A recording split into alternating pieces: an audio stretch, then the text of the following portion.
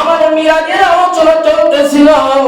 প্রথম আসমানে আল্লাহর নবী যখন লিফটে উঁচু করে রব দিয়া বুরাকের মাধ্যমে লিফটে যে জিনাত সিঁড়িটা নেমে গেল, সেখানে প্রথম আসমানে আল্লাহর নবী উঠে গেলেন।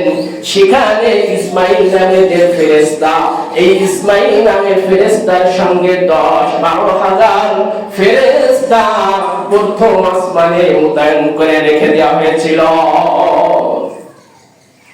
এই ইসমাইল নামে ফেরেশতার সঙ্গে 12,000 ফেরেশতা নিযুক্ত করে দেওয়া ছিল, তার হান্ডারে কাজ করতেন।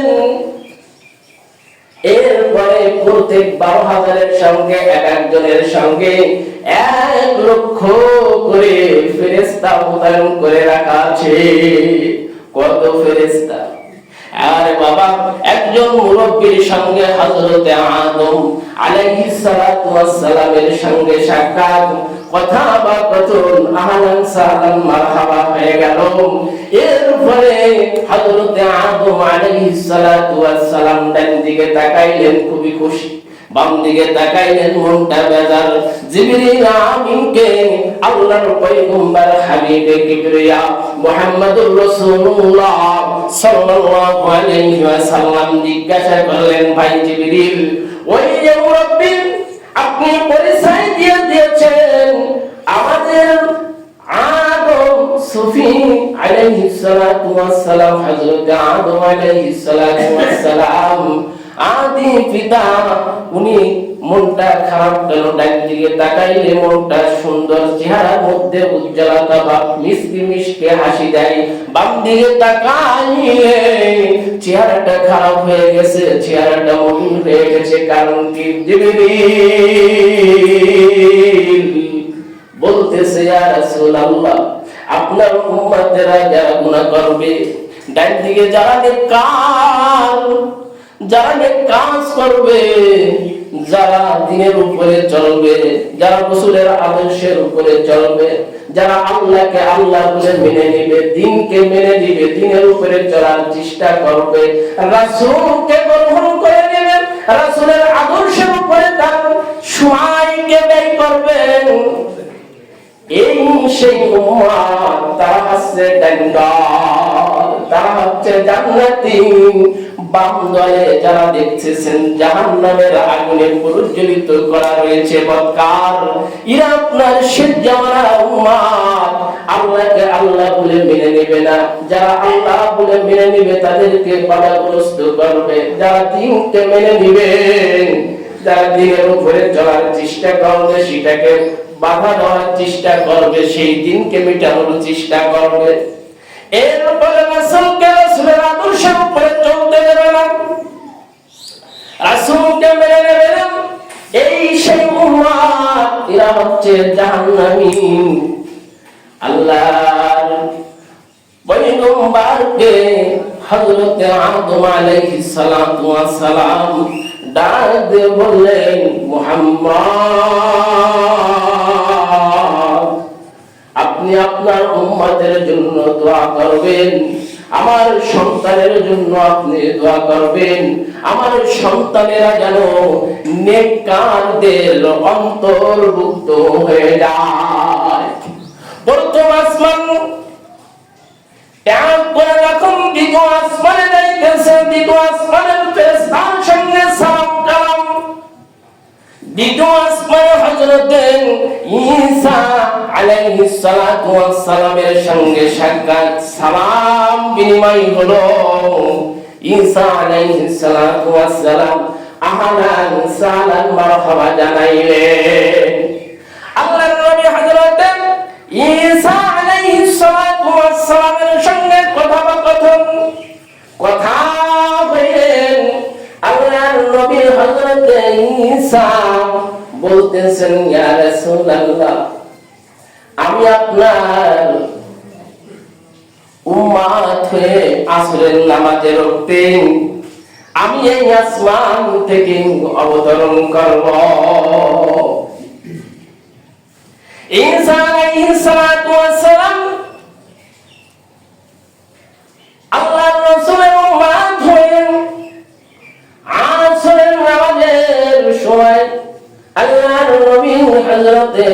সালাম আসবেন রে বাবা, কথোপকথন শেষ। তৃতীয় আসমানে হযরতে ইউসুফ পয়গম্বরের সঙ্গে সাক্ষাৎ। ইউসুফ পয়গম্বরের চেহারা দেখে আল্লাহর নবী মুগ্ধ হয়ে গেলেন। কথোপকথন হইতেছে। জিবরিল পয়গম্বরকে বলতেছে, ইয়া রাসূলুল্লাহ, আল্লাহর হাবিব, এই হচ্ছে হযরত ইউসুফ। আপনার উম্মতেরা যারা নেক কাজ করবেন, বদ কাজ ত্যাগ করবেন, নেক আমল ধরবেন, বদ আমল ছেড়ে দিবেন, তাদেরকে জান্নাতের যখন ফয়সালা হয়ে যাবে, যখন জান্নাতে ঢুকায়া দেওয়া হবে, আল্লাহর নবী হযরতে ইউসুফের থেকেও তাদের চেহারাকে উজ্জ্বল করে দেওয়া হবে। আমার চেহারা চান কিনা? জান্নাত কি চান? তাহলে আমার আপনার নেক কাজ করা ছাড়া কোনো জান্নাতের কোনো চেহারার কোনো কিছুই পাইবেন না। জান্নাত পেতে গেলে ইউসুফ পয়গম্বরের থেকেও যদি চেহারা যদি আপনি পাইতে চান, রূপ যদি পাইতে চান, আহারে আজিজে মিসরের স্ত্রী আল্লাহর নবী হযরতে ইউসুফের চেহারা দেখে হাত কেটে ফেলা। শুনেছেন কেন বাবা? আলোচনা দিনে নয়, চতুর্থ নম্বর আসমানে যখন আল্লাহর পয়গম্বর গেলেন, হযরতে ইদ্রিস আলাইহিস সালাতু ওয়াস সালামের সঙ্গে সাক্ষাৎ। হযরতে ইদ্রিস আলাইহিস সালাতু ওয়াস সালামের সঙ্গে সাক্ষাৎ হলেন, কথোপকথন হলেন, আহলান সাহলান মারহাবা জানাইলেন। হযরতে ইদ্রিস সেই নবী যিনি জান্নাতে, যিনি যার কবরে দুনিয়ার জমিনে যার কবর নাই, যখন দাওয়াতের নবুয়ত প্রাপ্ত হইলেন, যখন দাওয়াত দিতেছিলেন, দাওয়াত দিতে দিতে উম্মতেরাও দাওয়াত গ্রহণ করতেছিলেন, হযরতে ইদ্রিসের মনে খুবই ভালো হলো। হযরতে জিবরিল আমিন আলাইহিস সালাতু ওয়াস সালাম যখন হযরতে ইদ্রিসের কাছে আসলেন, ইদ্রিস পয়গম্বর বলতেছে, ভাই জিবরিল, আমার তো খুবই ভালো লাগে, আমার হায়াত কোন পর্যন্ত, আর কয়দিন বেঁচে থাকবো?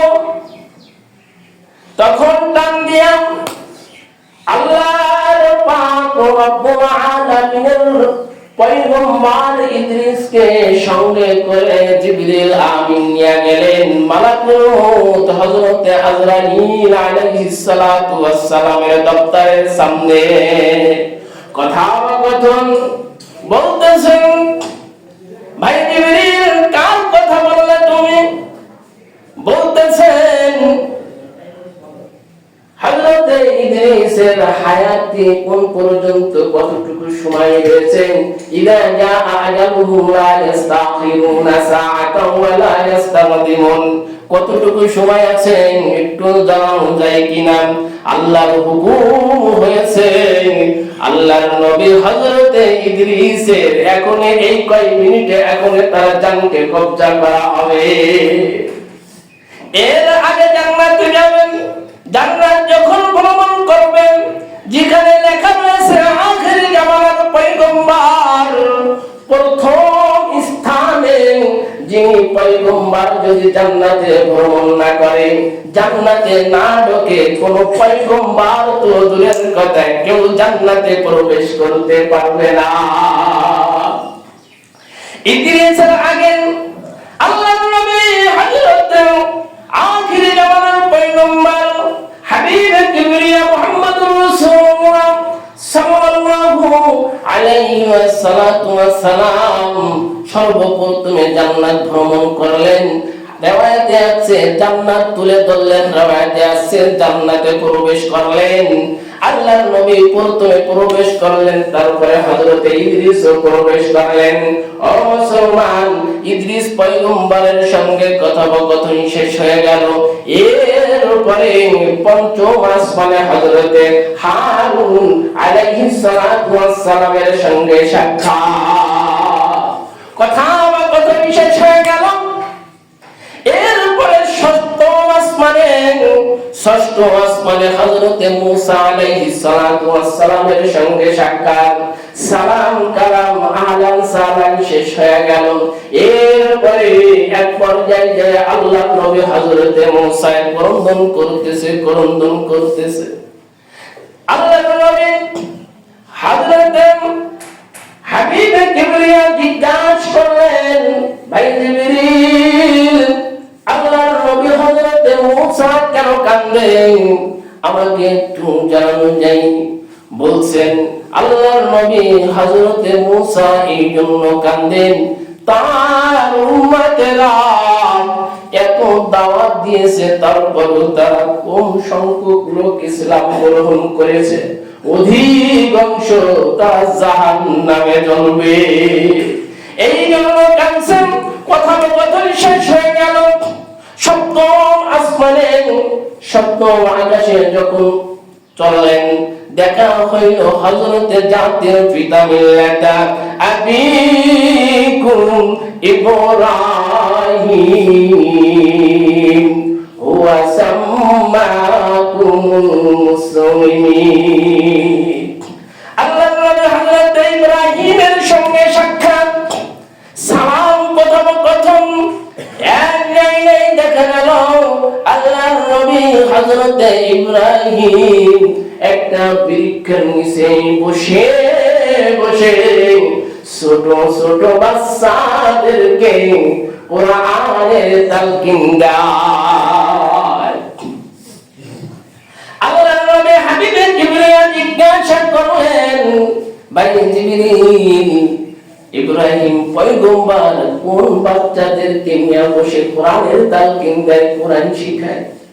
বলতেছে, ইয়া রাসূলুল্লাহ, ইয়া হাবিবাল্লাহ, আপনার সেই উম্মতের বাচ্চারা, ছোট ছোট মাসুম বাচ্চারা, যারা শিশু বয়সে দুনিয়া ত্যাগ করেছে, দুনিয়া থেকে চলে আসছে পরলৌকিক জিন্দেগিতে, যাদের পিতামাতার আশা ছিল আমার সন্তানকে আলেম বানাইবো, হাফেজ বানাইবো, দ্বীনের উপরে চলবে, এরকম যাদের আশা ছিল, ওই সন্তানদেরকে আল্লাহর নবী হযরতে ইব্রাহিম সপ্তম আসমানে তাদেরকে কোরআনের শিক্ষা দেয়।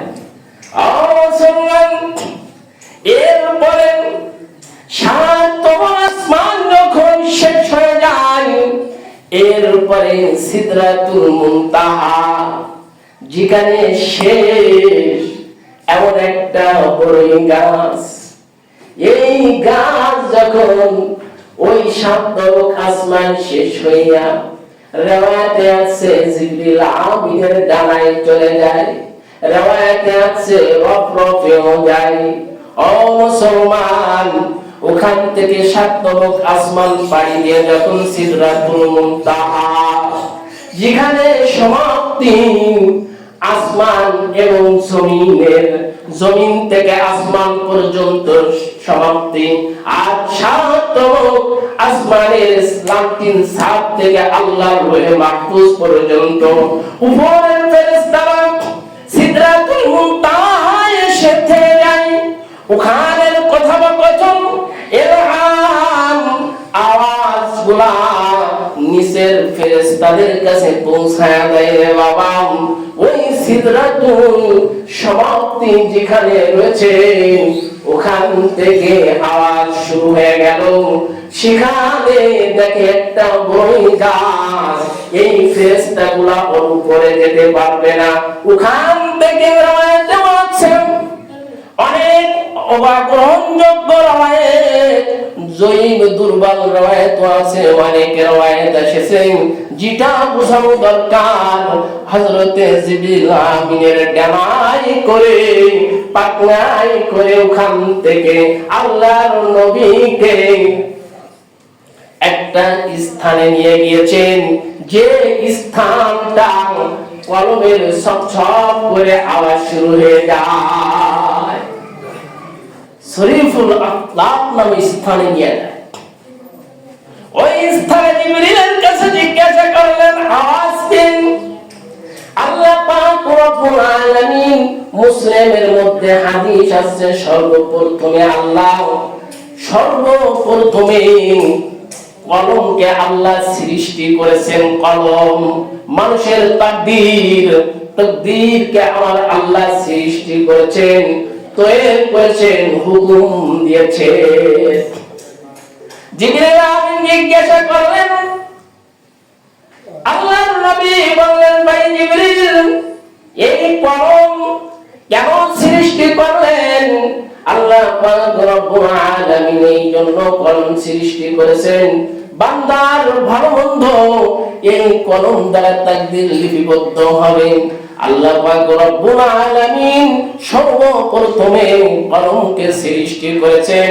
এটা মুসলিমের হাদিস এসেছে, অন্য জয়ীফ দুর্বল riwayate এসেছে।